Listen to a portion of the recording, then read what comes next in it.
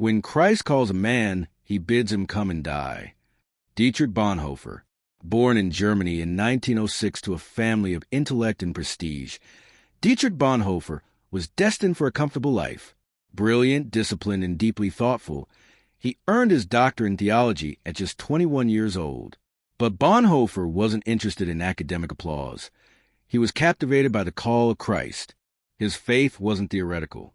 It was personal, powerful, and uncompromising. As Adolf Hitler rose to power in the 1930s, the German church largely capitulated to the Nazi regime, compromising their biblical values to serve the state. But Bonhoeffer took a different path, one of resistance, integrity, and sacrifice. While many churches bowed to Hitler, Bonhoeffer helped form the Confessing Church, a movement that refused to worship any leader above Jesus Christ. He declared that loyalty to Christ demanded opposition to injustice, even if it meant defying the most powerful regime on earth. He openly criticized Hitler's treatment of Jews and the church's silence in the face of evil. In a time when fear silenced the masses, Bonhoeffer's voice rang out with courage. Silence in the face of evil is itself evil. Not to speak is to speak. Not to act is to act.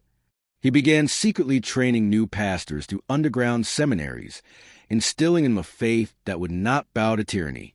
It was dangerous. It was illegal. It was bold.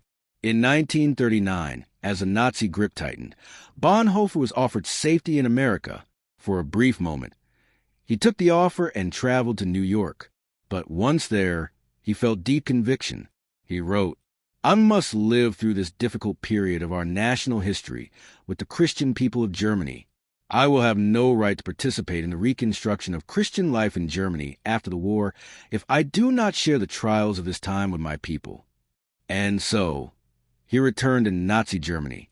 As the war escalated, Bonhoeffer joined a secret group within the German military intelligence who were plotting to overthrow and assassinate Hitler, a desperate attempt to stop evil at its root. Though a pacifist by conviction, Bonhoeffer believed in the biblical precedent of confronting evil for the sake of righteousness. His involvement was not a hatred, but love for the oppressed and obedience to God's higher law. In 1943, Bonhoeffer was arrested and imprisoned. He continued to write letters, prayers, and theological reflections from his prison cell. These later became the powerful book Letters and Papers from Prison. On April 9, 1945, just weeks before Germany's surrender, Bonhoeffer was executed at Flossenburg concentration camp.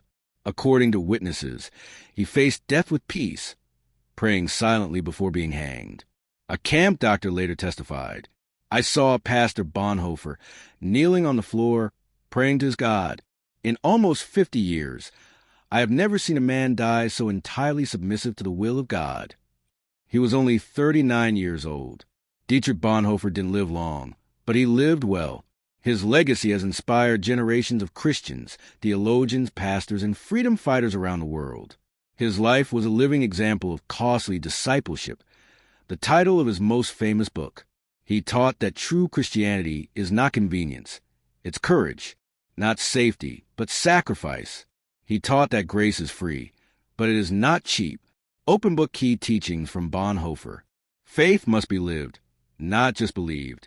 Discipleship demands action, not just words.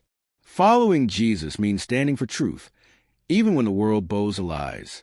Obedience to God is higher than obedience to man. Bonhoeffer's life wasn't easy. It wasn't popular, but it was faithful to the end. In a world gripped by fear and silence, he chose to speak. In a church compromised by comfort, he chose the cross. He is a reminder that one soul, fully surrendered to God, can stand against empires. Subscribe for more. Love, always.